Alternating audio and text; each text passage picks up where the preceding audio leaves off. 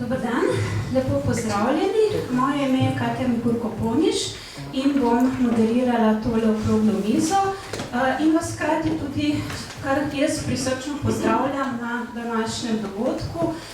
Zamišljeno je bilo tako, da nas pozdravi in nekako upelje dogodek doktorica Ignacija Friedl-Jarc, tajnica Slovenske matice, ampak jo je nek nujen opravek poklical drugam, tako da se nam pridruži nekoliko kasneje in bomo začeli kar brez nje. Torej, kot smo že zapisali na vabilu na tole okroglo mizo, se lahko dobri 2 desetletji po izidu znanstvene monografije Slovenska 30. leta, odlične seveda knjige, ki sta jo uredila akademik dr. Peter Vodopivec in dr. Joža Mahnič, ozremo na veliko raziskav, ki so se odvile na področju te dobe in tudi seveda na doprinosu žensk k tej dobi. Zdi se torej, da je nastopil čas za ponoven premislek o tej dobi. Z današnjo okroglo mizo bi torej radi naredili še en korak v tej smeri, da dosedanje raziskave dopolnimo z novimi spoznanji in seveda tudi pokažemo, kako pomembne so bile številne pisateljice, slikarke, publicistke, intelektualke nasploh, plesavke, igralke, pesnice, skratka, ženske, ki so v tej dobi ustvarjale, ampak so bili njihovi dosežki v tistem času cenjeni, potem pa kar nekako pozabljeni. Zdaj je tudi že čas, da pozdravim in predstavim svoje današnje sogovorke in sogovorce, tako da odločitev, ki je začeti, je tako težka, da sem se odločila kar za abecedni red. Tako da kot prvega bi predstavila doktorja Žarka Lazareviča, ki prihaja z Inštituta za novejšo zgodovino in se prvenstveno ukvarja z gospodarsko zgodovino. Vsebinsko posega s svojimi raziskavami na različna področja gospodarskega razvoja Slovenije, tematika njegovega raziskovanja pa sega od proučevanja razvoja kmetijstva, procesa industrializacije, zadružništva ter razvoja denarnih zavodov v Sloveniji. Dr. Žarko Lazarevič je tudi redni profesor in predava na Univerzi v Novi Gorici, odkud prihajam tudi jaz in mislim, da tudi na Fakulteti za humanistične študije na Primorskem. Potem naslednja, ki vam jo z veseljem predstavljam, je doktorica Mirjam Milharčič-Hladnik, ki je znanstvena svetnica na Inštitutu za slovensko izseljenstvo in migracije Znanstveno-raziskovalnega centra Slovenske akademije znanosti in umetnosti v Ljubljani. Je tudi izredna profesorica, ki predava na Univerzi v Novi Gorici, Univerzi v Ljubljani in tudi na univerzah v tujini, na univerzah na Norveškem in tudi v Nemčiji. Po izobrazbi je sociologinja, ki se ukvarja s sociologijo izobraževanja in migracijskimi ter ženskimi študijami. Dr. Željko Ovset je docent na Fakulteti za humanistiko Univerze v Novi Gorici. Raziskovalno se ukvarja z zgodovino akademskih slovenskih znanstvenih inštitucij, tako je raziskal zgodovino Slovenske akademije znanosti in umetnosti, zgodovino Kemijskega inštituta, v zadnjem Univerze v Ljubljani in v zadnjem obdobju se ukvarja tudi z zgodovino Univerze v Novi Gorici, preučuje tudi kariere znanstvenikov in položaj znanstvenic v akademskem okolju ter razvoj okoljske zavesti na Slovenskem. Na moji levi je doktorica Irena Selišnik, ki je leta 2007 doktorirala na Filozofski fakulteti v Ljubljani in sicer iz teme volilna pravica žensk kot demokratična novost, dejavniki, ki vplivajo na njeno uveljavitev na Slovenskem. Od tega leta je tudi zaposlena na Filozofski fakulteti, najprej kot raziskovalka, zdaj pa tudi kot predavateljica, kot docentka za slovensko zgodovino 19. stoletja in zgodovino žensk. Prav tako mi je v čast, da je danes med nami gospa Liljana Stepančič, ki je umetnostna zgodovinarka in je bila direktorica Soroševega centra za sodobno umetnost v Ljubljani, izvršna direktorica Zavoda za odprto družbo Slovenija, direktorica Mednarodnega grafičnega likovnega centra in še nekaj je njenih funkcij. Je tudi ena od ustanoviteljev Manifeste, ki jo seveda poznamo kot Evropsko razstavo za sodobno umetnost in v zadnjih letih piše o sodobni in moderni umetnosti. Torej, dovolite mi, da preden predam besedo kolegoma in kolegicam, še razložim, zakaj me je, in če dovolite, bi se še usedla, zakaj me je tema današnje okrogle mize tako zelo intrigirala že dlje časa. V bistvu je ta čas, zdaj bi ga lahko merila že v desetletjih. Začelo pa se vse takrat, ko sem v bistvu pripravljala dizertacijo o Zofki Kvedrovi in naletela na eno izmed izdaj njene ustvarjalnosti literarne in to ni bilo samo eno delo, ampak je bilo to kar nekaj zvezkov, ki so išli tako vsi enako opremljeni v posebni izdaji založbe Belo-modra knjižnica. To me je zelo presenetilo, do takrat pač te založbe se nisem srečala in ko sem se začela poglabljati, kaj pravzaprav sploh je Belo-modra knjižnica, sem seveda naletela na imena avtoric, ki so v tej založbi takrat v 30 letih, pa že konec 20 objavljale. To so bile ugledne seveda avtorice, kot je med drugim je bila na teh, oziroma ne, se več ne vrti, ampak se je Ljuba Prenar, potem seveda tudi Dora Gruden, Vida Jeraj, njeno izbrano delo je pravzaprav išlo kot prvo v tej seriji književnic slovenskih, Marjana Kokalj-Železnova. Skratka, to so bile Milena Mohorič na koncu imena, ki morda takrat mi še niso veliko pomenila, so povzbudila zanimanje.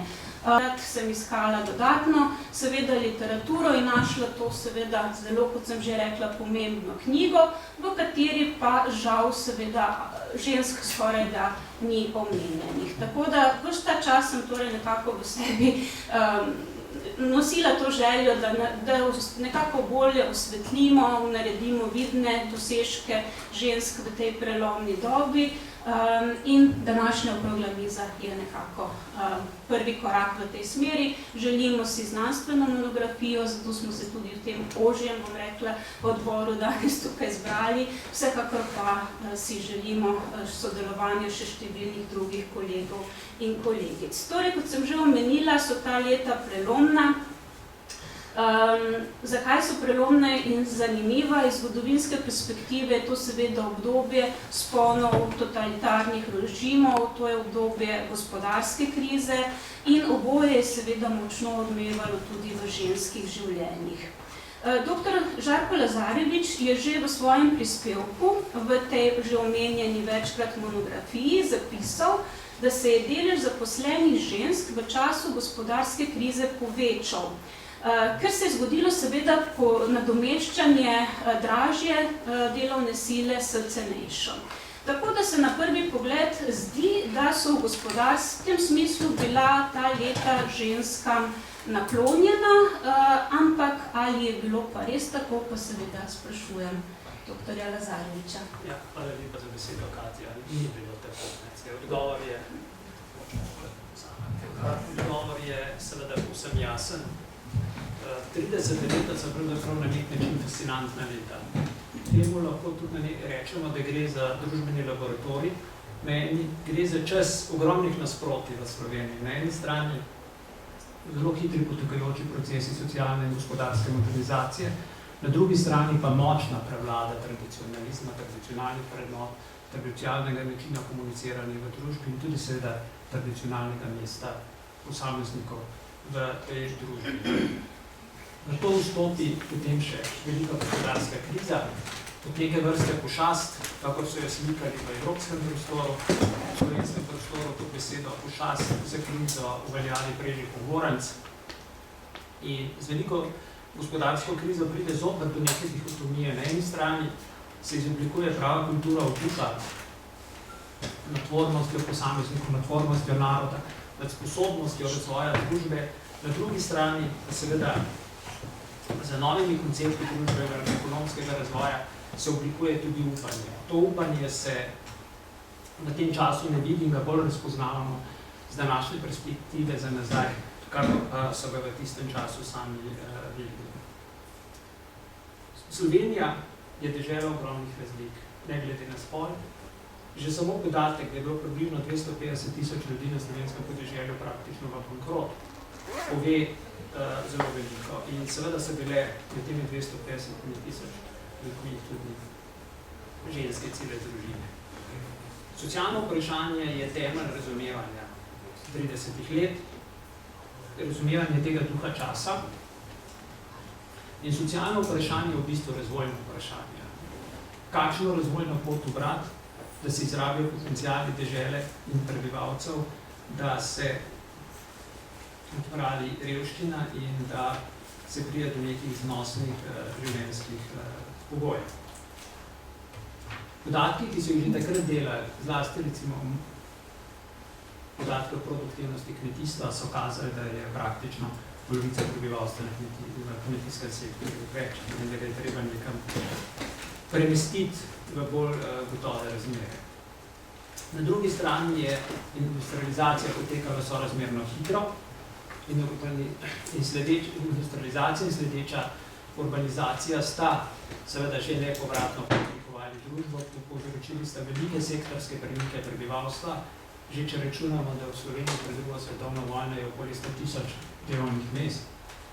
In če to množimo s povprečno družino, ki je obsegala med 4,5 do 5 članov, prijemo približno do polmilijonske populacije, govorimo seveda v Sloveniji v okviru Jugoslavije, ki se je premaknila in polovica te populacije se je približno premaknila v industrijski sektor in v urbana okolja po letu 1918. In to je seveda načenjalo tradicionalizem, načenjalo je tradicionalne oblike komuniciranja politike ali komuniciranja razvojnih modelov s prebivalstvom in terjalo neke nove odgovore, neke nove potrebe.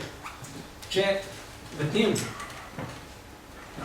kontekstu potem skušam nekaj besed povedati o splošnem položaju žensk, je že ta ugotovitev, ki je Katja povedala, da Slovenija spada med dežele z sorazmerno velikim deležem aktivnih žensk, kar potrjujejo tudi druge raziskave, ki so nastale kasneje po izidu te knjige.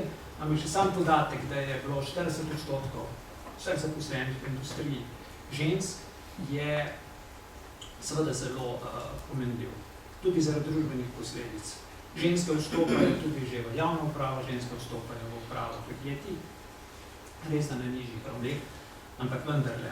To je bistveno drugačno stanje, kakor je stanje pred prvo svetovno vojno, ker so bile te možnosti še sorazmerno omejene. To, da ženske vstopajo v delovna razmerja, da se premaknejo iz svojega doma, seveda radikalno spreminja položaj žensk. Tukaj ni moč prezreti tega dejstva, da pridobitna vloga žensk, zagotovitev lastnega dohodka, seveda spreminja neko pozicijo. Zlasti v 30 letih, ko se je marsikaj zgodilo, da je ob rastoči moški brezposelnosti v marsikateri družini ženska edina prinašala stabilni dohodek v hišo, kar je ali z redno zaposlitvijo ali z nekim delom v neformalnem sektorju, kar je seveda zelo spreminjalo neko vlogo. Ta vprašanja seveda niso nekaj, kar bi bilo jasno samo z današnjega stališča. Ta vprašanja so se znali že sodobniki, tako je že znamenita Angela Vodek, ki bo danes sem pripričan še večkrat omenjena že leta 34. knjigo Ženska v sodobni družbi, zelo jasno predstavila to dilemo slovenski javnosti in povedala, da pač ekonomska emancipacija oziroma izpostavljajo novo podobo ženstvenosti, nov kanon ženstvenosti skozi oblačila in skozi te motne smernice, seveda na široko vstopa v ta slovenski prostor tudi seksualizacija ženskega telesa in ta seksualizacija je seveda del te nove medijske prezentacije ženstvenosti in ravno ta seksualizacija je lahko omogočena z neko ekonomsko emancipacijo, to je za zmanjšanje ekonomske odvisnosti ženske. Te ženske lahko postanejo potrošniki In potrošniški model, ki se oblikuje zlasti skozi te modne smernice ali druge zadeve, seveda terja kupno moč. Terja prosto razpolaganje za sredstvi tudi za ženske. In tako postaja socialna modernizacija tudi v obliki žensk in pa te novi izoblikovani potrošniški stili zelo odizziv tradicionalizem. Ta tradicionalizem se seveda brani, ni nekaj, kar bi se sprejemalo. In mi tukaj vendarle govorimo bolj o trendih, kot po nekih prevladujočem stanju v družbi, ampak vendarle. Poskus je ideološko disciplinirati te nove potrošniške modele, to novo pojavljajočo se seksualnost, ki spreminja podobo ženstvenosti in zato se znotraj, lahko rečemo, tega tradicionalnega tabora sproži akcija Slovenska dečva, kar zelo lepo ilustrira Maja Bombač v svoji knjigi Modni bele mele, kjer se poskuša izoblikovati neko podobo ženstvenosti, tako telesno, kot oblačilno podobo, ki naj bi bila primerna slovenski ženska. Seveda je to obsojeno na neuspeh in če uporabimo besede Stanka Pocipere iz romana Goričanec, ker je rekel, kakšna pa so ta dekleta, ki nosijo kravjake na glavah in trečnjake pod pazduhom. To nima nekega posebnega učinka. Moč medijev, moč nove podobe ženske je enostavno premočna, da bi lahko tradicionalno pojmovanje ženske in njenega mesta držala dlje časa. S tem se seveda z ekonomsko emancipacijo ali z zmanjševanjem ekonomske odvisnosti žensk od moških se seveda vzpostavlja tudi vprašanje takoj ženske podjetnosti. Tukaj lahko takoj rečemo, da je seveda sama podjetnost zamejena ali pa podjetništvo zamejeno z neko izobrazbo in pa z samo družbeno podobo ali pa družbenim imaginarjem delitve dela. In tukaj je precej jasno, kam so ženske spadale. Sama izobrazba, pomen izobrazbe se pa kaže v tem, da je ena od raziskav pokazala, da tipičen slovenski podjetnik je bil kar krepko nadpovprečno izobražen v primerjavi s preostalim delom slovenstva, ki je bolj ali manj presegalo na osnovno šolsko izobrazbo 10% populacije, pred drugo svetovno vojno je imelo srednjo šolsko izobrazbo in 1% univerzitetno izobrazbo. Torej, tukaj so razmere pravzaprav precej jasne. Sam pomen izobrazbe je bil nesporen in so ga vsi priznavali. Z današnjimi besedami bi lahko iz ekonomske teorije dobesedno prebrali besede v kakšnem Slovencu ali jutru in podobno, da samo nekoliko bolj preprostimi besedami sama zvišanje izobrazbe prebivalstva zvišuje produktivnost gospodarstva in družbe po celote in s tem omogoča večje blagostanje, hkrati pa ustvarja tudi prostor za inovacije. Na tej točki je bilo pravzaprav to nesporno, ampak sporno je bilo pa še zmeraj, v kolikšni meri spustiti ženske v tak šolski sistem, v kolikšni meri jim omogočiti, da sodelujejo v tem procesu družbenih inovacij. In tukaj so bile pa zadeve veliko bolj deljene, kot si predstavljamo. Se pravi, 2 leti pred tem, ko je Angela Vodej izdala svojo knjigo o ženskih v sodobni družbi, je šla tudi knjiga Akademski priročnik v Ljubljani, ki je napisal Lovro Sušnik, ki zelo lepo govori o nujnosti in potrebi izobrazbe, vendar ko pride do ženskih, jasno zameji in to iz nekih psihosocialnih ali psihofizičnih lastnosti žensk, ki naj bi bile preveč čustvene, nestanovitne, živahne, osebno preveč stvari jemljajo, samo sposobne so misliti samo na konkretno, ne pa na splošno, in da kot take seveda niso niti najmanj primerne za neko abstraktno-teoretske poudarke, ki naj bi prevladovali na univerzi in je s tem pravzaprav določil tudi sam prostor. In seveda taka ideja ni bila nekaj, kar bi bilo samo zasluga Lovra Sušnika, ampak je bilo splošno razširjeno, kar se je tudi poznalo v institucionalizaciji tako imenovanega nadaljevalnega šolstva. To je šlo za neke vrste tečajev, ker so se trudili vključiti čim večje število otrok, zlasti na slovenskem podeželju, po osnovni šoli. In tukaj se je videlo, da obstaja razlika. Če so dečke še učili vsaj po nekih teoretskih osnovah kmetijstva ali družbe in podobno in šele na to sledili nekim praktičnim zadevam, je bil ženski pouk v teh tečajih pravzaprav izrazito praktičen. Najbolj teoretsko predavanje je bilo na temo, zakaj je higiena potrebna pri preprečevanju bolezni.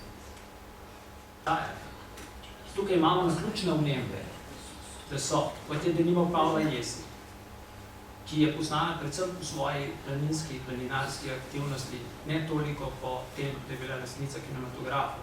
Ana Kanski, ki je znatno bolj izpostavljena kot prva doktorica kemije, ne pa kot tista, ki je neposredno uporabila teoretsko znanje z fakultete v vsakdanji proizvodni v tovarni Arbo, tukaj zraven Ljubljane. Ali Eugenija Šumi, ki je prevzela podjetje od svojega nekoliko umsko prizadetega soproga, je bolj predstavljena kot žena Dragotina Hribarja, ne pa kot samostojna ženska. Tukaj bi bilo seveda zelo prehudo reči, da gre mogoče za neko zaroto, ki naj bi prezrla ženske sej. Podobno jo ne odnesejo bolje tudi moški.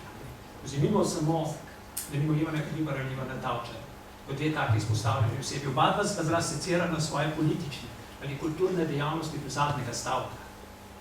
Pa vendarle nikjer se niso posvetili temu, česa sta teta človeka sploh lahko živela, da sta se politično udejstvovali.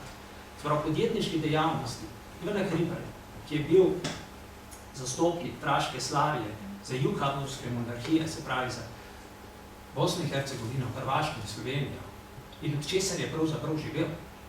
O tem vemo bore malo. Ali o odvetniški dejavnosti Ivana Tavčarja ne vemo nič. Pa je bilo pravzaprav to tisto. Tukaj hočem pravzaprav povedati, da ta podjetna ženska ali moška je ostajala v senci tega zanimanja, kajti sama tudi naravnanost ekonomskega zgodovinopisa, kot mladega zgodovinopisa je bolj v makroekonomske teme, kakor pa v posamezne manjše raziskave. Drug problem so veri. Veri so zelo kritični. Če žensk kritični zaradi tega, ker jih je izjemno malo. Če že žensk ni v podjetniških sferah, pa to se ne pomeni, da žensk ni bilo nezaposlenimi.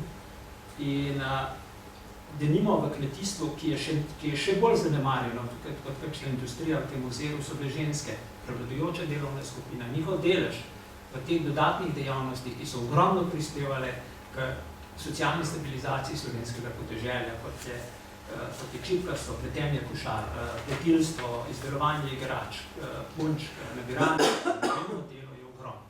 Mi o tem ne vemo nič. Ne vemo o tem nič, še manj kot v okviru podjetništva, zaradi tega, ker je to vse sodilo v sektor neformalne ekonomije, ki ga država ni spremljala in ga je dovoljevala, zato kot nek prispevek k socialni stabilizaciji podeželja.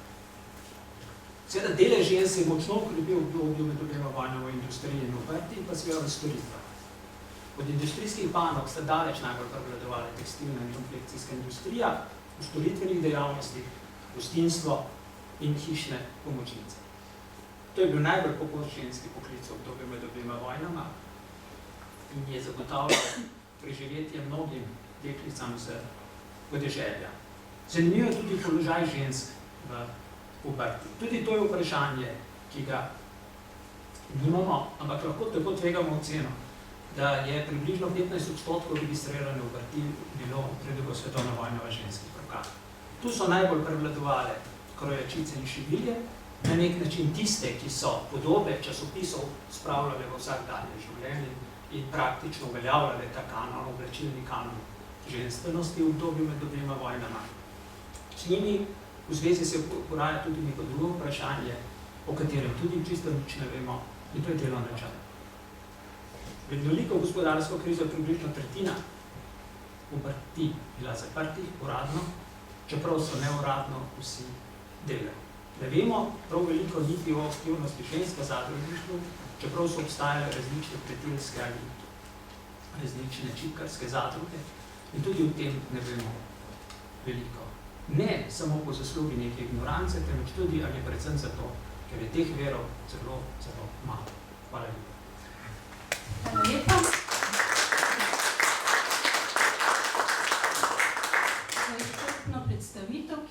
da je prav dober uvod v celotno naše problematiko.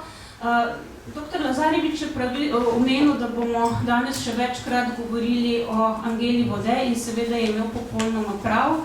Angela Vodej je bila ena izmed najpomembnejših intelektualk, pri tem mislim ne samo med ženskami, ampak nasploh v dobi 30 let, seveda tudi prej in kasneje. In seveda je povsem logično, da ne moremo mimo nje in da si moramo kar takoj seveda posvetiti o njenih dosežkih in seveda tudi njenih bojih bo nam več povedala doktorica Mirjam Milhačič-Hladnik. Hvala. Pred 20 leti ni išla samo knjiga 30 leta na Slovenskem, ampak tudi prva knjiga zbranih del Angele Vodej z naslovom Spolni upor. Druga knjiga je išla leto pozneje, 99. in tretja leta 2000. Tako da imamo mi 20 let že zbrana dela borke, kot je rekla Katja, za boljšo in pravičnejšo družbo. Njeno življenje ponazarja 30 leta zelo natančno, pa tudi tisto, kar je bilo prej, torej 20, ki so pripeljala do 30 in seveda iztek 30 let v 40 in vse, kar je sledilo temu. Angela Vodej je bila do pred 20 let popolnoma neznano ime, izbrisano ime, pozabljeno. Ne vem, kako je danes, mogoče je malo bolj znana, vsekakor jo na takih srečanjih omenjamo. Je pa, da tako rečem, vsaj delno znana, pa njene knjige obstajajo v knjižnicah zaradi čistega naključja. Torej, jaz sem se ukvarjala z učiteljskim poklicem, z razvojem in s feminizacijo učiteljskega poklica in sem na njo naletela po naključju, tako kot je Katja naletela po naključju skorajda na to zbirko, o kateri je govorila v uvodu. Skratka, da iz te zakladnice vednosti in bojev pravzaprav o tem vemo malo in naletimo potem po nekih srečnih naključjih na neke drobce.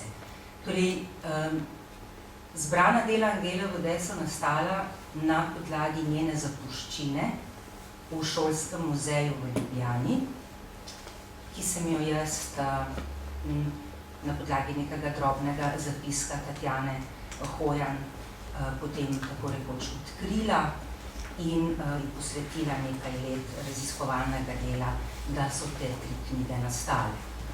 Zakaj pravim, da Angela Vodej pooseblja ta dramatična ali prelomna leta?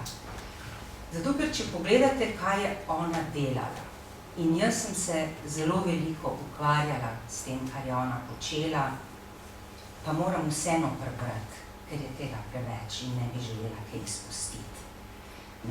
Torej, kaj vse je obstajalo v tem prostoru, ki ga je zdaj Žarko opisal skozi neko ekonomsko perspektivo. Torej, Angela Vodej je bila učiteljica, danes bi rekli specialna pedagoginja, pred časom se je pri nas reklo še defektologinja, torej ukvarjala se je z izobraževanjem otrok s posebnimi potrebami. Ampak kaj pa vse še bila zraven? Borka za trajno tičenje. Dovolite, da preberem čisto kratek odstavek iz spremne besede k prvi knjigi zbranih del. Torej, kaj je vse delala? Najprej je na zborovanjih, tečajih, v društvih in na radiju predavala o temah, kot so žensko gibanje po svetu, vrednotenje ženskega dela, spolna vzgoja ženske mladine, zdravstvena pedagogika in politično osveščanje žensk. Pisala je knjige in članke, ki jih je težko sploh prešteti, o družbenem položaju žensk, poklicu žene in materinstvu, diskriminaciji na delovnem mestu, celibatu učiteljic, pomenu izobrazbe in osveščenosti, o nezakonskih materah in njihovih otrocih, zahtevah ženskega gibanja, državljanskih pravicah, pravici do abortusa, fašističnem pojmovanju ženske in njene družbene vloge ter o položaju delavske in kmečke ženske. Redno je objavljala v Ženskem svetu, Književnosti, Ženskem listu, Gospodinji, Ženi in domu, Učiteljskem tovarišu, Popotniku, Ženi danes in leta urejala jutrovo rubriko Žena v sodobnem svetu. Bila je dejavna članica in nekaj let predsednica ženskega pokreta, aktivna v splošnem ženskem društvu, bila je članica Jugoslovanske ženske zveze, Zveze delavskih žena in deklet in društva učiteljic, ki mu je od leta 27 do ukinitve 31 tudi predsedovala. Kratka, to je samo en izsek, kaj vse je obstajalo v tem prostoru v tistem času in kjer je bila ona dejavna, ker bila je dejavna tako rekoč skoraj povsod. Torej, kako bogato, feministično delovanje je bilo v 30 letih. Tudi če rečemo, ja, pri tem je sodeloval en majhen odstotek žensk, mogoče res, ampak sodeloval je na vseh teh omenjenih področjih.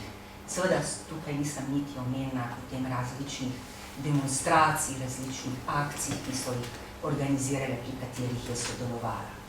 Torej, knjiga prva, ki jo je napisala in jo je omenil Žarko žena v sedanji družbi iz 1934. leta, natančna analiza, ekonomsko, socialno, družbena, politična, vključno z zelo resno analizo mesta ženske v fašistični ideologiji in napoved oziroma opozorilo, kako zelo nevarna je takšna ideologija, ne samo za žensko, seveda, ampak za cel svet.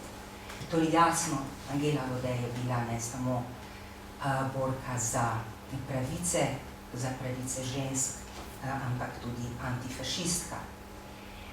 Njena druga knjiga v 2 delih, ki tudi zamejuje 30. leta, Spol in usoda. Prvi del izide 1938. in drugi del 1939. leta. Spet, predvsem torej vse teme, ki jih je tako in tako obravnavala ves čas v svojem delovanju in so bile v tistem času pomembne in aktualne. V tem delu posebej seveda se ukvarja z neenakopravnostjo v zakonski zvezi. Njena knjiga oziroma ona sama kot avtorica je ostro napadena iz strani klerikalnega časopisja. Sama je bila seveda strastna antiklerikalka, poleg vseh drugih stvari.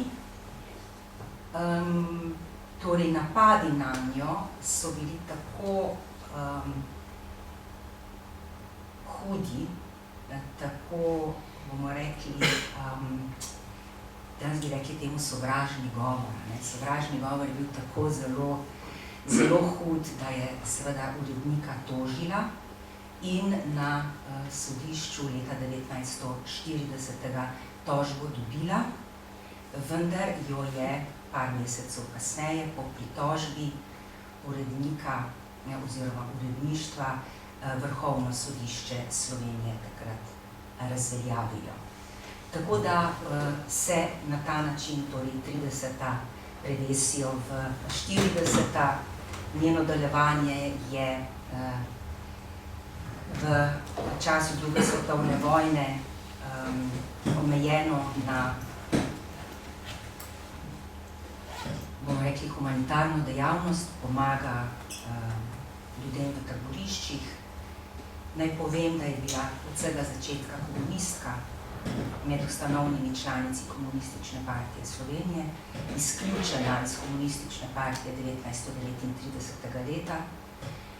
od samega začetka v Osvobodilni fronti, izključena iz Osvobodilne fronte že 41. leta. In, da ne bom predolga, Katja je naročila, da moramo biti 10 minut dolgi. In je potem leta 1944.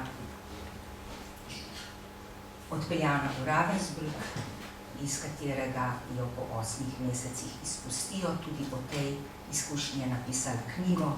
Tako da, kot pravim, ne samo 30. leta, ki jih tako in tako ne moremo zamejiti, ampak tudi 20., 40. Vse to lahko preberete v njenih zbranih delih, kajti o vsem tem je ves čas pisala, ne samo o položaju ženske, ampak bi danes rekli o položaju ženske v konceptu intersekcionalnosti. Ona je pač pisala o tem presečišču spola, razreda in etničnosti ali rase, torej kako je to pravzaprav tista usoda, ki določi človeško življenje. Danes, se pravim, je to intersekcionalnost, ona je to z drugačnimi besedami opisala, pa vendarle popolnoma natančno. In je razumela torej diskriminacijo v najširšem pomenu besede, ne samo diskriminacijo žensk, in seveda boj za pravičnejšo družbo, ki bo pravičnejša za vse, ne samo za ženske. S takimi nazori in z svojo nepopustljivo in načelno držo je po vojni ponovno bila izključena iz družbe, in sicer na Nagodetovem procesu leta 1947. leta. Dobila je 20 let zaporne kazni s prisilnim delom in 5 let odvzemom državljanskih pravic. Aretirana je bila maja 47. leta, in ko so jo zasliševali pred samim procesom, je bilo eno od vprašanj zasliševalcev tudi, kakšno je bilo vaše mednarodno udejstvovanje. Pa bom tudi ta njen odgovor kar prebrala, da si bomo predstavljali, kako so bila 30. leta v Sloveniji vpeta v 30. leta nekega kontinenta, nekega globalnega sveta. Kako to ni neka majhna, zaplankana, marginalna družba nekega koščka sveta tam na periferiji, kako je bil to en skupen svet. Torej, odgovor Angele Ude na vprašanje zasliševalca, kakšno je bilo vaše mednarodno udejstvovanje, pravi takole. In je kar malo predavala, ker to je zelo rada počela in je to potem konsistentno počela tudi v takih okoliščinah. Prej sta obstajali 2 svetovni ženski organizaciji. Svetovna feministična aliansa, ki je bila progresivnejša, in Svetovna ženska zveza. V prvi je bil povezan ženski pokret, dočim v drugi ženska zveza. Jaz sem se udeleževala mednarodnih konferenc zgornjih organizacij kot delegatka za Slovenijo. Prvikrat je bila konferenca Mednarodne ženske organizacije na Bledu. To je bilo nekako 1925. leta. Leta 1927. je bila v Parizu, 1929. je bila konferenca v Berlinu, pa 1930. je bila v Pragi. Jaz sem bila leta 1937 tudi v Dubrovniku. Pa da ne pozabim, pisala sem tudi v poljski list članke o ženah Jugoslavije, nekaj člankov sem poslala tudi v francosko časopisje, zlasti za časa Ljudske fronte. In seveda vsi ti članki so bili pisani v protifašističnem smislu. Torej, ni bil ta svet tako majhen, kot si ga danes predstavljamo.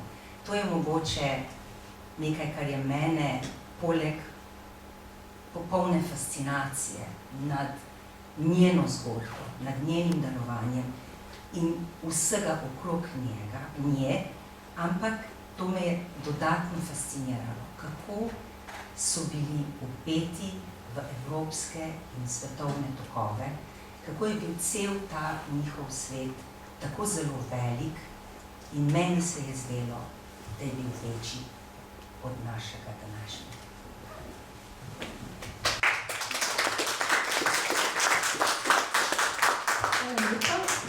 Doktorici Mirjam Mihačič-Hladnik, ki je gotovo, vsaj po mojem mnenju, najboljša poznavalka dela Angele Bode.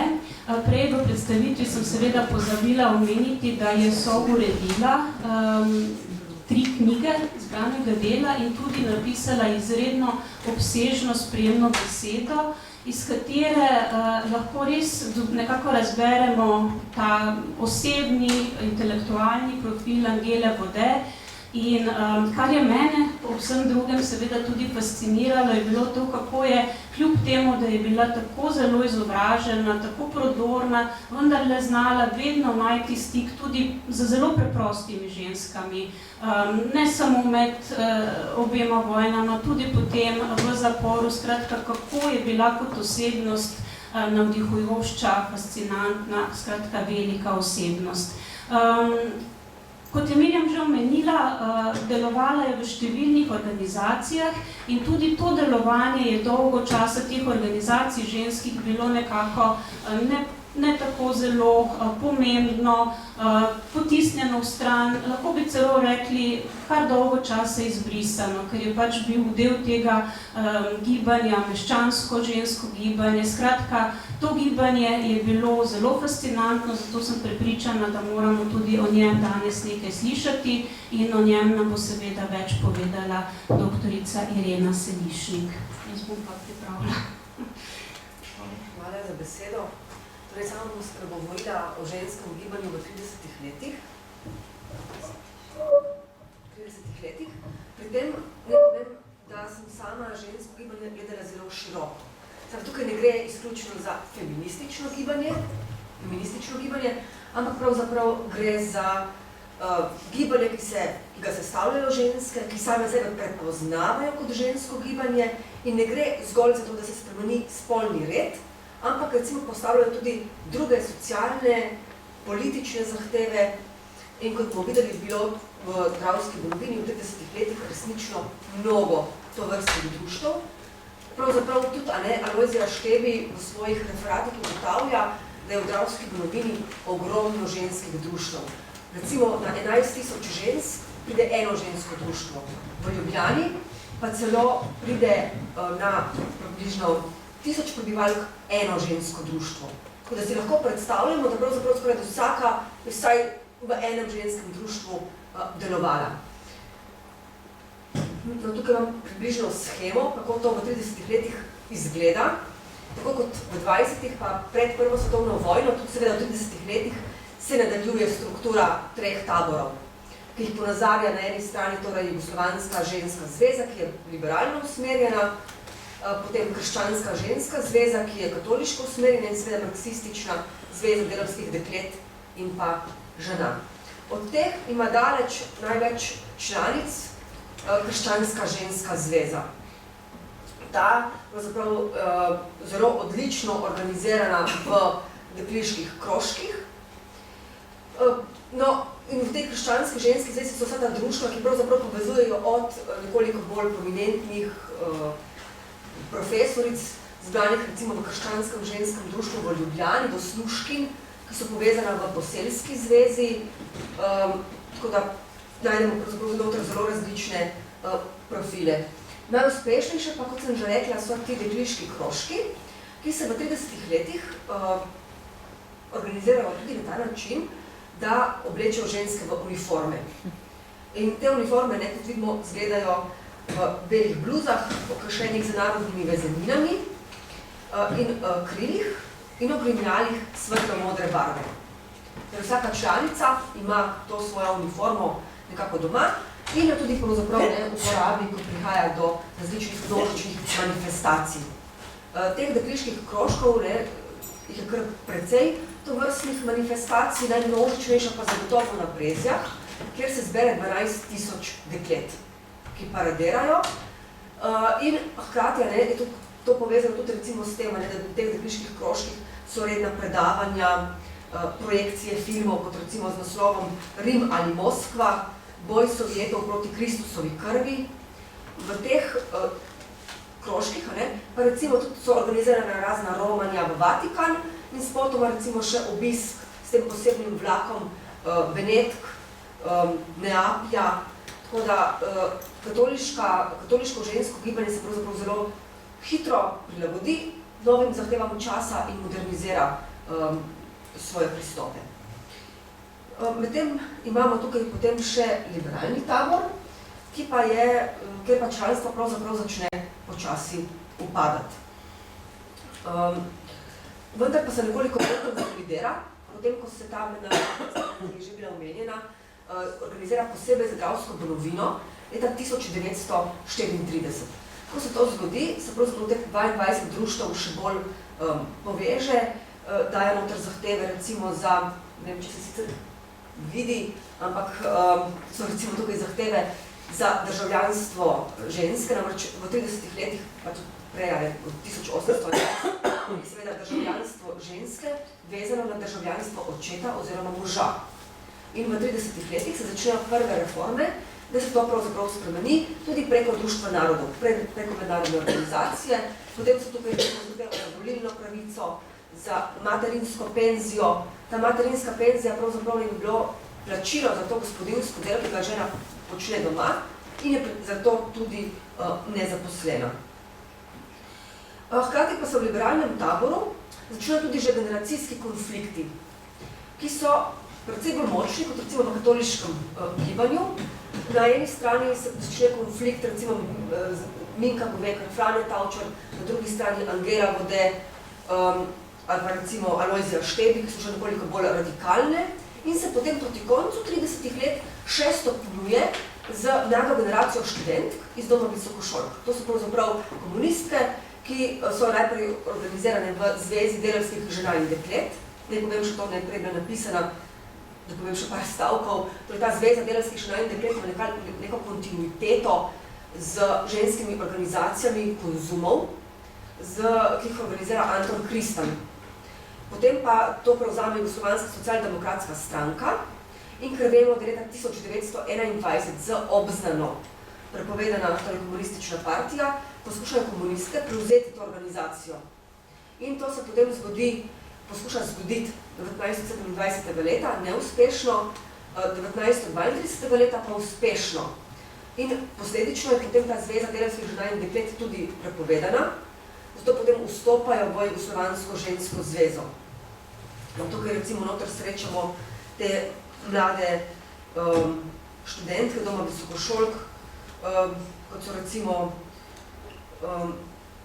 Erna Musar, Zlata Pernat, Ada Dekval. In pravzaprav bi lahko rekla, da tukaj ta kontinuiteta s komunističnim gibanjem, ker te zahtevanja, ki jih postavi žensko gibanje v 30 letih, potem one ponesajo naprej v obdobje socializma. V katoliškem ženskem gibanju tudi začnejo vstopati, se pridružijo Meliti Pivec Stele, Angeli Piskarnik, Malki Šimec, mlade študentke, kot so Donata Capudar, Slavica Lipoglavšek, Ivanka Velikonja, vendar pa ta generacijski konflikt ni tako izrazit. Pri tem ne mogoče še to dodam, da tudi v katoliškem gibanju so zelo prominentne intelektualke, naprimer Amalija Šimec je prva epidemiologinja, kasneje vodi šolo za medicinske sestre v Zagrebu. Potem imamo tukaj Melito Pivec Stele, z dvema diplomama iz zgodovine in tudi delujejo pravzaprav zelo podobno kot intelektualke v liberalnem taboru. Namreč v 30 letih intelektualci, se mi zdi, vsi razumejo nekako svoj status tako, da je treba iti na podeželje, tam imeti predavanja o strokovnih temah, o ženskih temah, o poljudnih temah in vse pravzaprav opravijo ogromno število tovrstnih predavanj. Tudi, kar že moja predhodnica nekako omenila, brez tega ne gre, dejansko v 30 letih postane žensko gibanje izrazito mednarodno. Krščanska ženska zveza je v mednarodni ženski zvezi Jugoslovanska ženska zveza in del Mednarodne ženske zveze, ženski pokret, del Mednarodne organizacije Alijanse za volilno pravico, številne posameznice, pa tudi članice Mednarodne lige za mir. In kako se potem to prenaša, se pa pravzaprav najbolje vidi na tej zahtevi za volilno pravico. Namreč, ko se začne velika kampanja za volilno pravico, ki pravzaprav traja vse od druge polovice 30 let naprej, se ženske zorganizirajo in pripravijo dopisnice za enotno vsebino in tipografijo in to idejo pravzaprav počrpajo od francoske ženske zveze. Potem se Jugoslovanska ženska zveza Dravska Banovina odloči, da bo pripravila vprašalnike za vse kandidate za narodno skupščino, ali podpirajo volilno pravico žensk. In to idejo spet pravzaprav počrpajo iz avstrijske in češke ženske zveze. Potem recimo Mika Povekar izve, da je Avstrijska ženska zveza tudi predlagala neke vrste vprašalnik o položaju intelektualk, ponovno Jugoslovanska ženska zveza ta vprašalnik pošlje po Dravski Banovini. Nasplošno se pravzaprav te zahteve, volilna pravica je ena najpomembnejših zahtev, ki zaznamuje to obdobje, postane izrazita nevroča tema, številne peticije, deputacije k ministrom,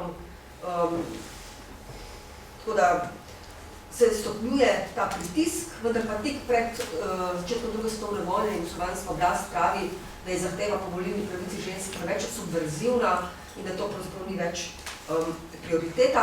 Kljub temu pa vse tri politične stranke, takrat, ki delujejo na Dravski Banovini, podprejo volilno pravico žensk. Tukaj je mogoče še ena zahteva, kot je tudi moj predhodnik že omenil, gospodarska kriza pravzaprav dramatično se zažre v življenje žensk in se pokaže, da pravzaprav so te posledice zelo podobne kot leta 2008. Namreč, če se še spomnimo te gospodarske krize, najbolj zagotovljene in dobre in varne so službe v javni upravi. In tukaj se potem začnejo pravzaprav pritiski oblasti, da se omeji z določenim procentom zaposlovanje zapravo da na radar teh ženskih organizacij tudi vprašanje enakosti na trgu dela in pa v zakonodaji. Seveda tukaj potem še cela vrsta drugih zahtev, od recimo začnejo se pojavljati zahteve po tem, da se dovoli abortus v primeru socialne indikacije. Potem recimo tukaj imamo še en primer, tudi tik pred začetkom druge svetovne vojne, številne sestanki, manifestacije za mir.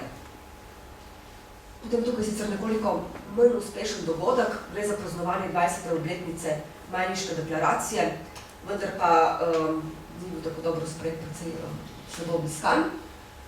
Dom visokošolka začne z številnimi akcijami, upam, da se vidi, ampak verjetno se ne. Dom visokošolka organizira recimo šoferske tečaje, ker pričakuje, da se bo pričela vojna in je pravzaprav potrebno tudi na ta način pomagati ženskam. Ali pa recimo tečaje prve pomoči za ženske. Sedaj, da recimo moški visokošolci imajo še ravnanje s puškami. Recimo tukaj tudi ti počitniški delovni tabori. Torej, cela vrsta različnih zahtev se začne pojavljati tečajev in mislim, da se to potem vpliva in zaznamuje tudi povojno žensko gibanje.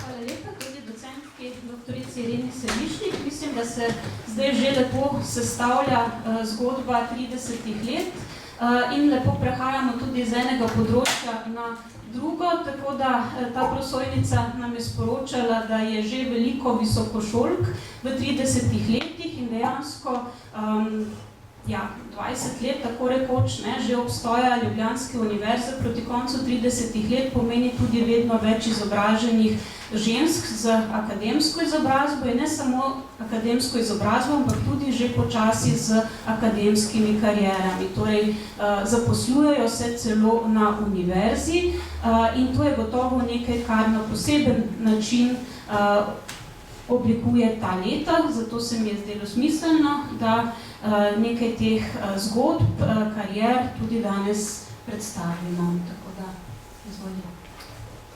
Ja, bom.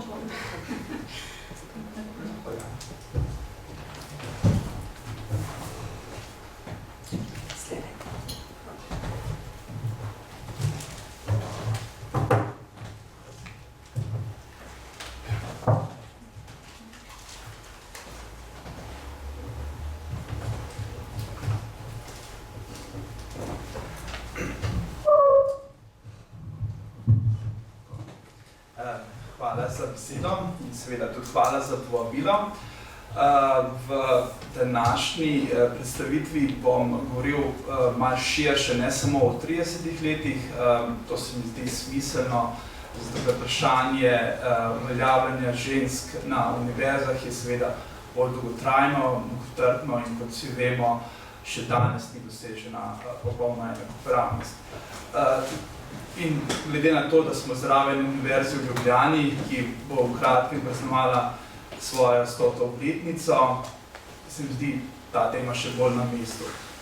Univerza v Ljubljani je od vsega začetka omogočila vpis tako moškim kot ženskam in glede na to, da je in potem je tudi kot prvo, njen prvi doktorantka je Ana Majer Kanski, ki ni samo prva, ki je doktorirala, ampak je tudi pomagala vzpostaviti Kemijski inštitut. Želela si je ostati na univerzi, ampak ni bilo denarja. In nekaj časa je še vztrajala, potem pa ugotovila, da lahko njeni talenti pride bolj do izraza, če ustanovi podjetje. In potem je skupaj s svojim možem, ruskim emigrantom, ustanovila zelo uspešno podjetje. In verjetno je na mestu vprašanje, zakaj se ni uspela uveljaviti. Na eni strani je seveda ta uradni razlog finance, ampak potem na drugi strani je pa vprašanje, ali so morda kakšni strukturni razlogi. Delno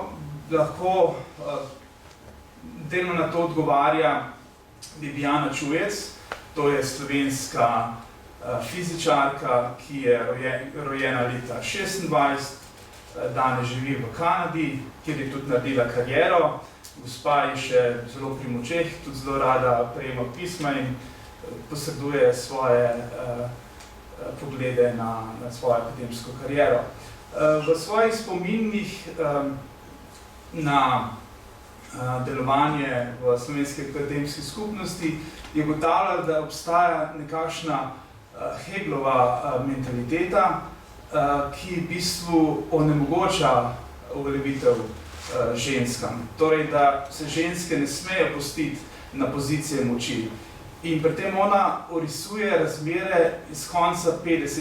let, ko je ugotavljala, da se kljub političnemu preobratu ni bistveno spremenilo. Torej, da še zmeraj ostaja neka stara razmerja, ki nekako ženske potiskajo na rob in jim otežkočajo uveljavitev v akademski skupnosti. Zato sem se jaz odločil, da prikažem ta makrovidik in potem na koncu še nekaj dodatnih misli. Če pogledamo na grafu, vidimo študentsko populacijo na Univerzi v Ljubljani, delež moških, število moških, število študentov je vsekakor večji, ampak počasi se spremlja tudi število študent, še posebej potem v 50. letih prekrižata se pa te dve krivulji v 80-ih, drugi polovici 80-ih let. Podobno je tudi razmerje doktoric, čeprav tukaj gre za bolj neenotno sliko, predvsem zaradi stanja po drugi svetovni vojni, ko je zelo malo doktorskih študentov in posledično tudi se ta razlika zmanjša in potem od druge polovice 50-ih let se pa začenja spet povečevati. Še večja razlika je med številom profesoric in profesorjev. Vidite, še prve profesorice, torej habilitirane predavateljice, se pojavijo šele v 30 letih, gre za 4, Almo Sodnik, potem Ljudmilo Dolar-Mantovani, Marto Blinc in Valentino Kobe Kušej, torej so te 4. Število se pa potem počasi, zelo počasi povečuje, tam od druge polovice 50 let naprej, še najbolj na medicinski fakulteti. Na ostalih fakultetah so predavateljice še zmeraj izjema. To prikazuje, če bolj izrazito, ta graf. In potem sem pa primerjal, kakšno je pa stanje na akademiji, ki po drugi svetovni vojni ustanovi večje število inštitutov in tam dobijo znanstveniki in znanstvenice priložnost za zaposlitev. In tukaj je precej podobno razmerje, torej gre za zelo velike razlike. Še največ znanstvenic je uspelo dobiti službo na Kemijskem inštitutu. Tako da lahko rečemo, da sta dve disciplini, ki omogočata uveljavitev ženskam, rečemo od 20 let do 50 let. To je na eni strani kemija in na drugi strani medicina, predvsem po drugi svetovni vojni, ker takrat so prihajale kandidatke, ki so pričajo o tem, kako zelo drugačne so imele takrat možnosti ženske.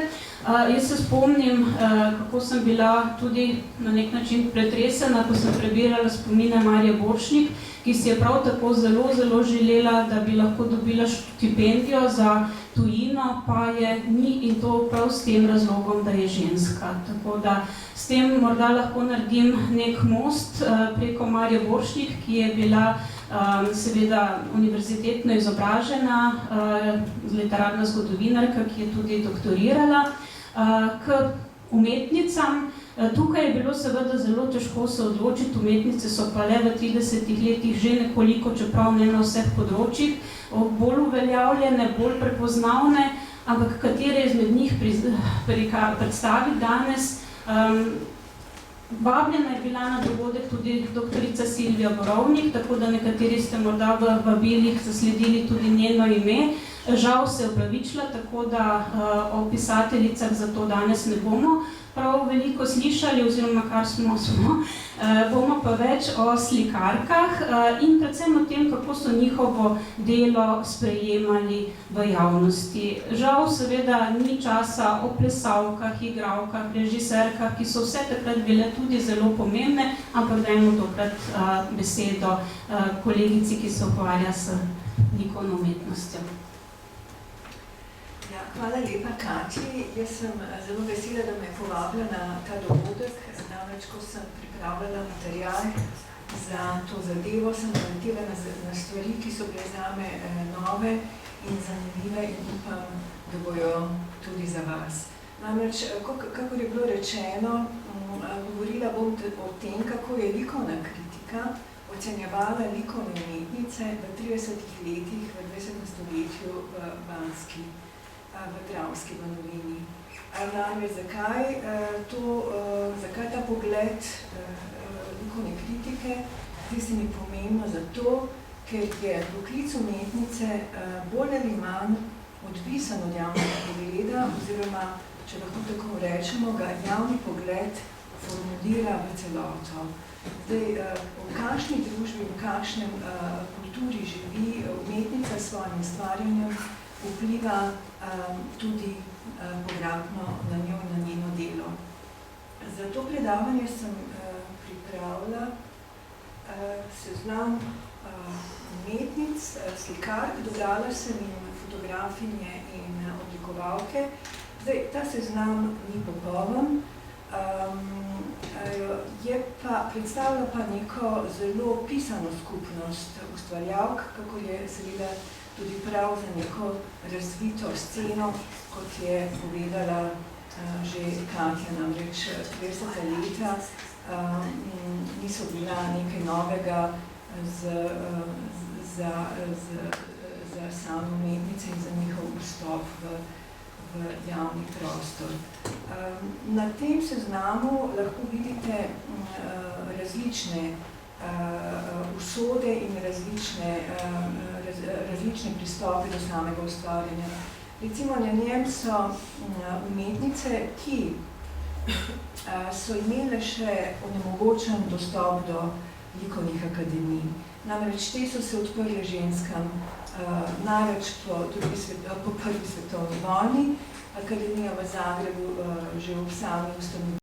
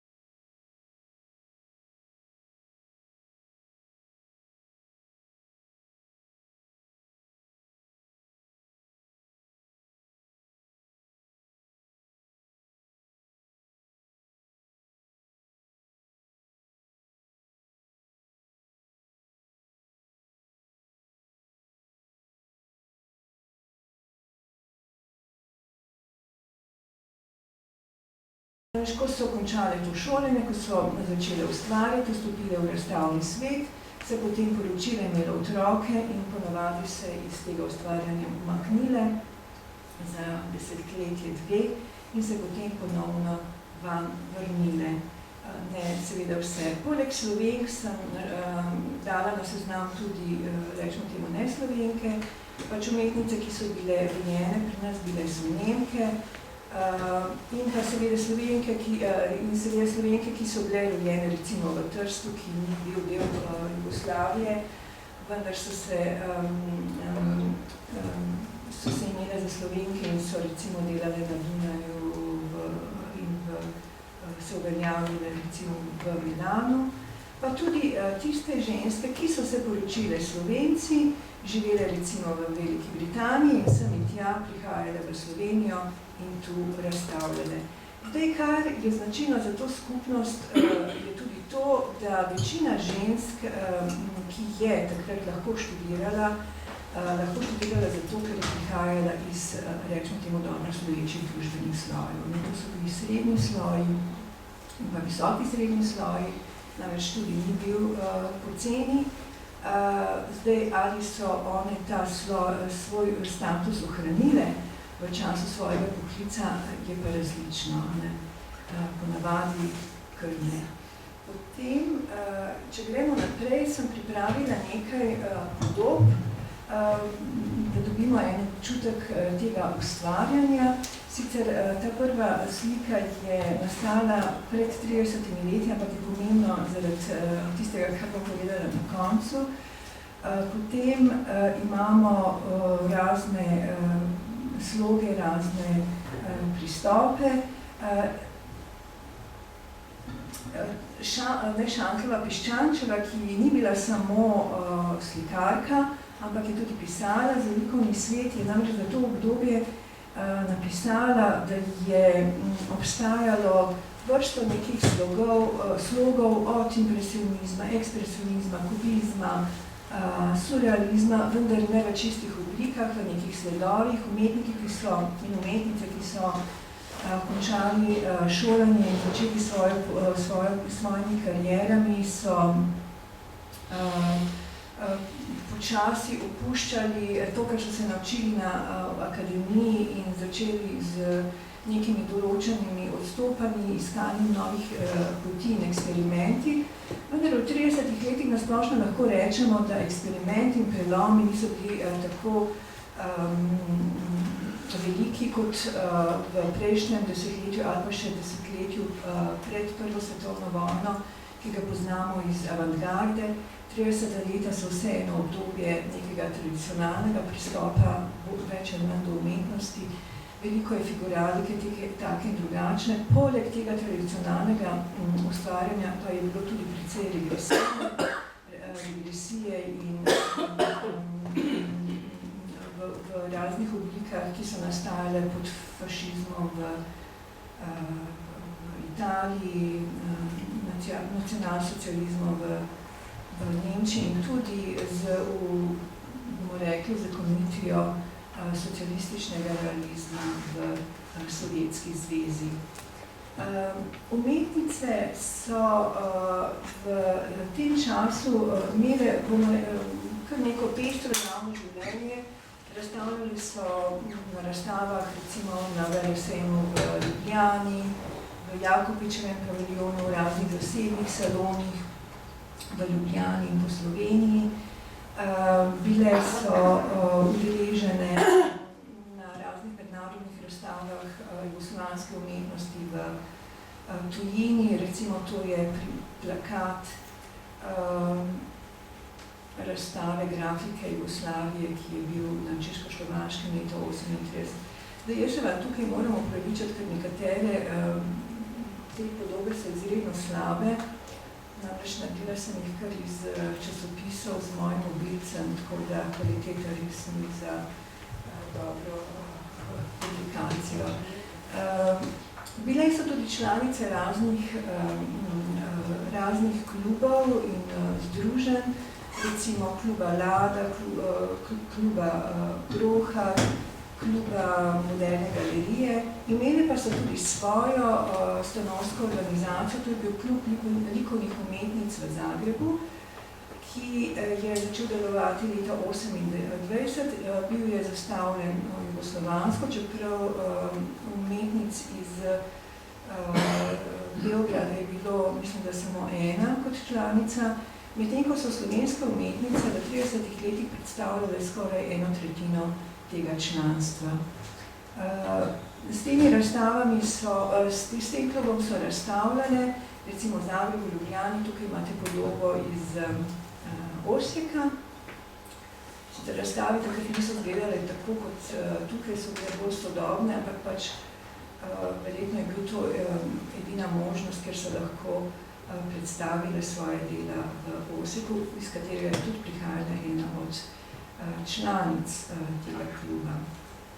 Pomembno pa je to, da so 31. leta, ko je bila prva razstava kluba likovnih umetnic v Ljubljani, nekako manifestativno nastopile kot enota, kot žensko ustvarjanje v tem univerzalnem početju ustvarjanja, ki je veljalo in s tem upozorile nase.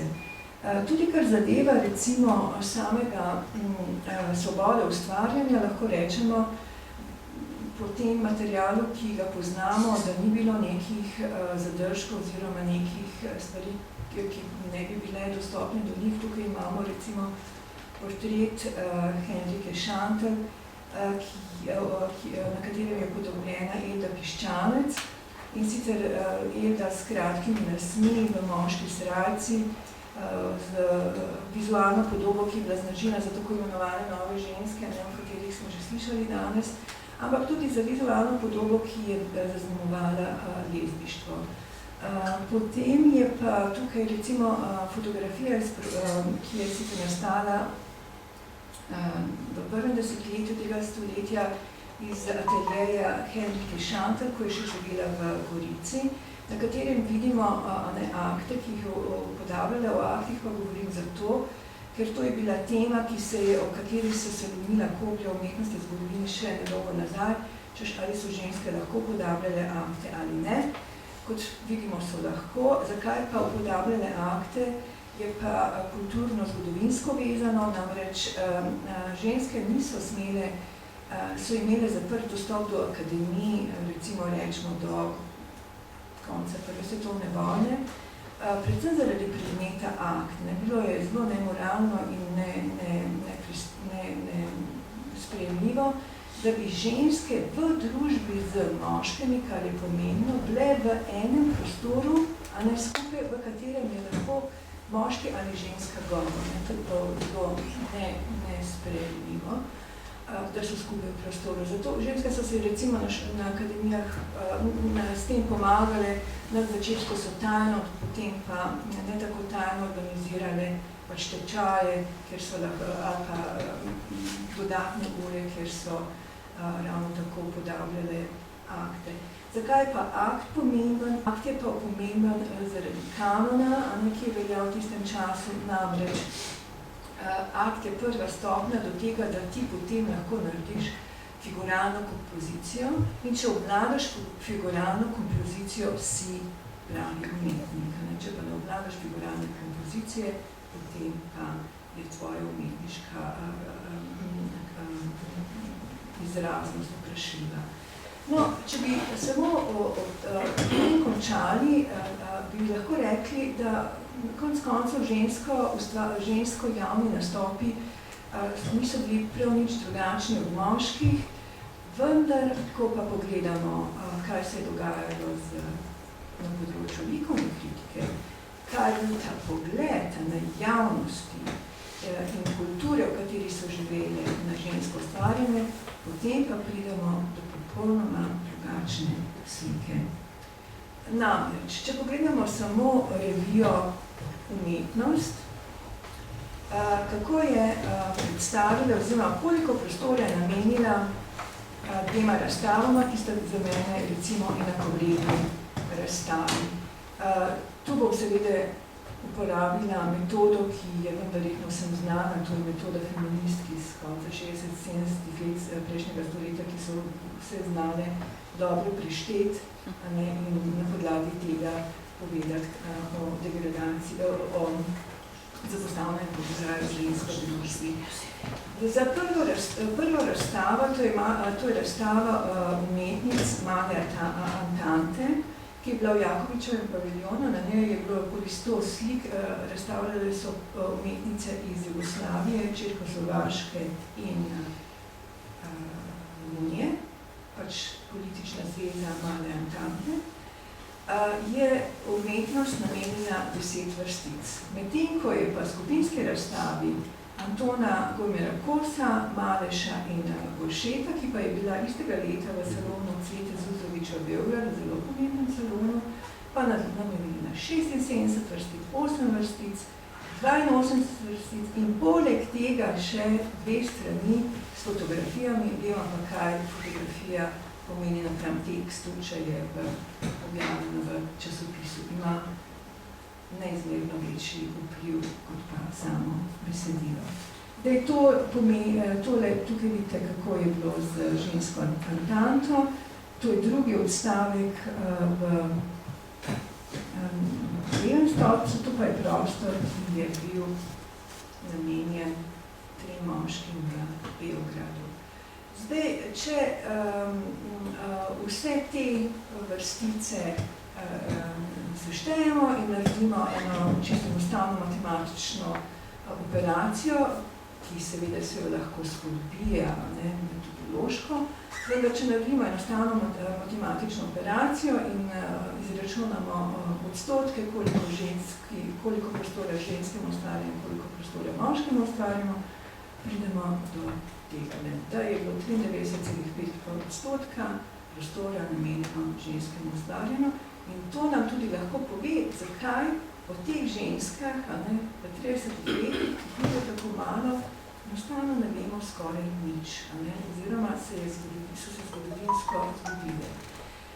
Poleg tega prostora bom jaz samo na kratko še predstavila druge metode, ki so kazale na zapostavljenost žensk v javnem prostoru.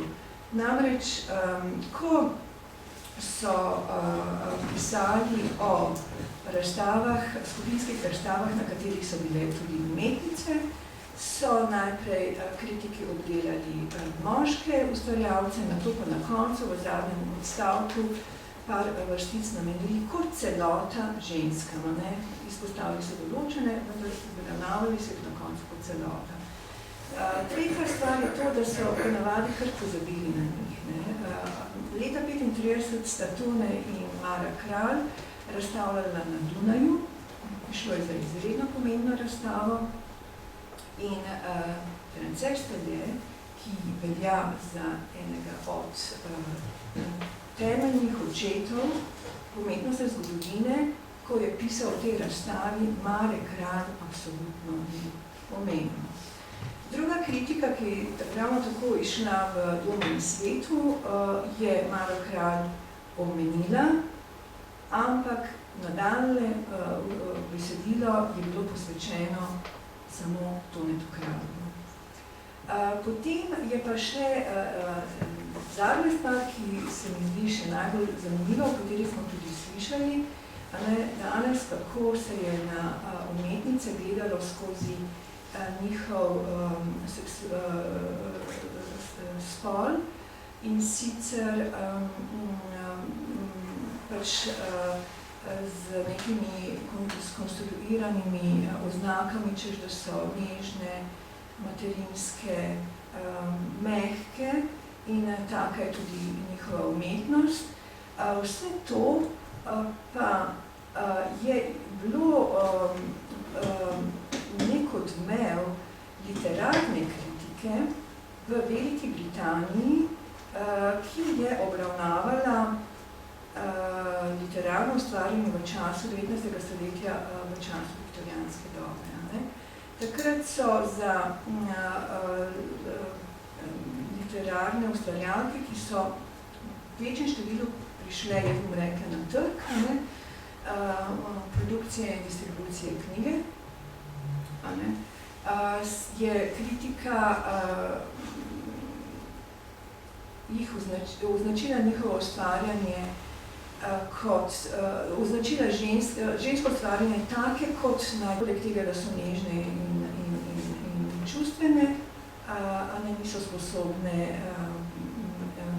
močnih čustev, kot je recimo ambicija in agresija in jeza, niso sposobne racionalnega in abstraktnega mišljenja in seveda tudi zaradi vsega tega je njihova kreativnost oziroma njihova sposobnost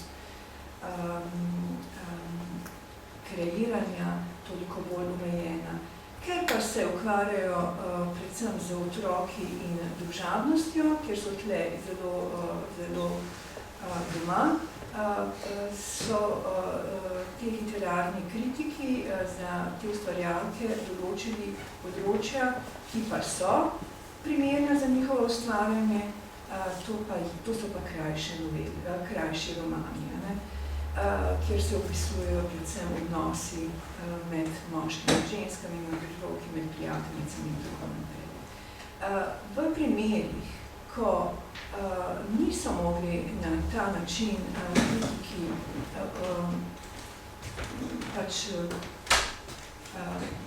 spodnesti kvalitete samega romana, so se spomnili še dodatnih razlogov, namreč, da verjetno samo besedilo niso pisale ženske, temveč možje, njihovi možje ali pa očetje. V tem obstaja ena izredno dobra študija, ki jo verjetno priznate, to je v tej knjigi. No in nekaj podobnega se je dogajalo tudi pri nas z to likovno kritiko, ki je ocenjevala likovnice v 30 letih. Največ te kritike ponovadi, ker je seveda, to je že nekaj desetletij po viktorijanski dobi, te kritike ne napadajo tako dobesedno ženskega ustvarjanja, začnejo se skoraj vse, da je to ustvarjanje zelo zanimivo, pohvalno in tako naprej, vendar in potem gre naprej, kar nam je pa seveda znano. Vendar, če pogledamo zdaj mi prav na hitro nekaj podob, ki so jih ustvarili ženske, jaz težko rečem, da bi se prepoznala kakšna ženska nota v ustvarjanju. Gre vse za neke univerzalne pristope, ki se jih po spolu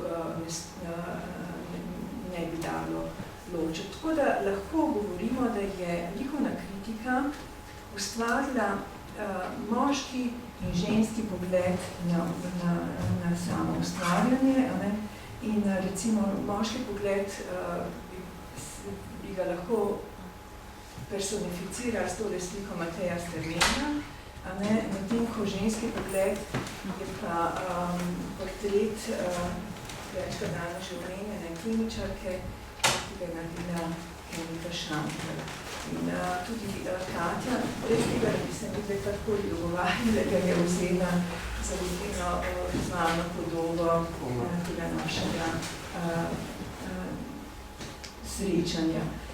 Zdaj, če ta dva pogleda seveda sta tudi živela v 30 letih. Mi ne moramo reči, v 30 letih so bile samo kritike, ki jih zastopa recimo Frances Terle, ko sploh ne piše o ženskah, ali če pišejo o ženskah, pišejo o ženskah skozi ta spolno razliko, ampak so obstajale tudi kritike, ki so to spolno razliko, ta spolna razlika ni bila pomembna. Večina teh kritik je izhajala predvsem v ženskem svetu, v tej reviji in pisci, ki so pisali na ta način, so že poleg omenjene Elde Piščanec, še Elda Štadler, Vida Albrecht in pa Janez Rožencvet. To se pravi, to so imena, ki danes ne obstajajo v umetnostni zgodovini, od njih ne slišimo nič. Čeprav so imeli zelo moderen, jaz bi rekla, feminističen pristop do pisanja likovnih kritik. Zdaj za na koncu vam pokažem še to podobo. To je ta rdečelasa deklica, ki so jo naslikali na eno od fasad na eni od hiš v tržnici.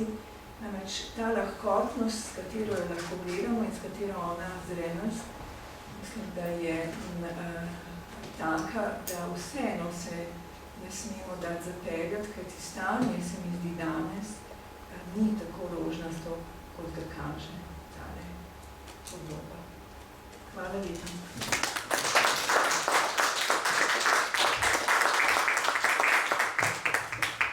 Hvala lepa še za zadnji prispevek, ki nas je kar postavil na realna tla. Med nami nas je kar nekaj, ki smo predavatelji in vemo, da 2 šolski uri je največ, kar so naši poslušalci in poslušalke sposobni brez odmora nekako sprejeti. Zato nismo čez ta obseg pravzaprav že šli. Zato bi jaz na tem mestu zaključila, čeprav sem prepričana, da je še ogromno vprašanj se odprlo, ampak ker na Univerzi v Novi Gorici imamo tudi visoko šolo za vinogarništvo in vinarstvo, je v predprostoru, pred dvorano, v kateri smo nekaj njihovih izdelkov in lahko diskusijo nadaljujemo tam. Bi morda še kolegica Ignacija želela kakšno besedo povedati za konec. Jaz se zahvaljujem pa seveda vsem gostjam in gostoma in vam za pozornost in obisk. Hvala lepa. Hvala lepa, profesorici doktorici Katrini Horko-Poniš. Tudi v imenu Slovenske matice se želim najprej seveda toplo zahvaliti vsem današnjim sodelujočim in se obenem upravičiti, ker sem morala igrati še svojo drugo vlogo vmes, to je privatno vlogo, da nisem mogla biti prisotna ves čas na tem dogodku izjemnem. Zakaj pravim izjemnem? Zato, ker bolj kot prebiram zgodovino Slovenske matice, bolj zaskrbljujoča je ta zgodovina po arhivih. Ko prebiram recimo samo zapiske književnega odseka Slovenske matice, je navedeno: gospe Pavlini Pajkovi smo zavrnili rokopis, gospe Luizi Pesjakovi smo zavrnili rokopis. Ampak vsem ostalim piscem so rokopise v glavnem sprejemali. In ko smo organizirali seveda simpozij o Almi Sodnikovi, je bila prav tako podobna zgodba. Dolga leta je morala poučevati kot privatistka, brez plačila, in prav je, da tudi v tem prostoru, ki ima sicer 155-letno tradicijo, prekinemo enkrat tradicijo v tem duhu, da slovenske avtorice niso enakovredne zastopane v programih. In moram priznati nekaj, program za leto 2020 do 2023 Slovenske matice seveda še ni znan, sem pa kar malce zaskrbljena, da bom hudo kregana, ker je več avtoric kot avtorjev. Tako da naj s to nekako optimistično sporočilom zaključim ta dogodek, se še enkrat iskreno zahvalim za sodelovanje tudi z Univerzo v Novi Gorici. Seveda kličem še na mnoge take dogodke in seveda tudi vas, da se boste takih dogodkov tudi udeležili. Najlepša hvala in vabljeni na diskusijo v zunanjih prostorih. Hvala lepa.